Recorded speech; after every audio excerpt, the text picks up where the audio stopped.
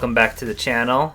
Today we're going to swap out this purge valve. If your Coyote engine isn't starting, this is one of the common problems. You just need two tools to do this. You just need an 8mm socket and then a mini screwdriver just in case the clips don't come out, but most of the time you won't need that either. I'm just going to zoom in on the purge valve, so let's get to it. So here's the purge valve. The first thing we're going to do is just undo this clip. Super easy, just push it down, unclip it. A lot of people try to take the hose off next. Trust me, it is a lot easier if you just take out the two 8mm bolts first, so we're going to do that next. So you're going to get your socket here and you're just going to undo these bolts.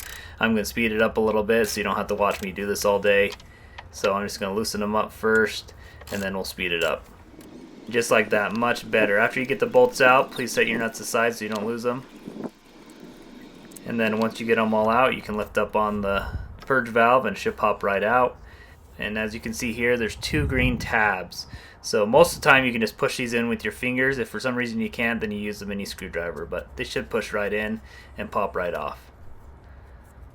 There you go. Just connect it, pull it out, and you should be good.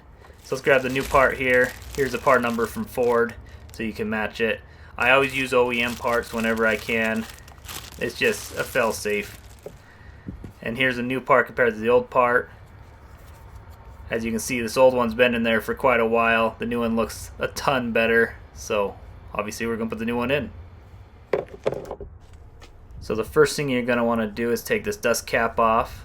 Once you pull the dust cap off, then you can grab the hose and plug it right in. And be careful when you're getting it down in here. You don't want to get any dust inside here. So just take the hose and push it down until it's tight. Once you feel it's tight, then you push the green tabs down until it clicks. Once it clicks, you know you're good, so now you can finish installing it. So you're just going to push this down in the hole. Just kind of wiggle it around a little bit until it goes in there nice and snugly.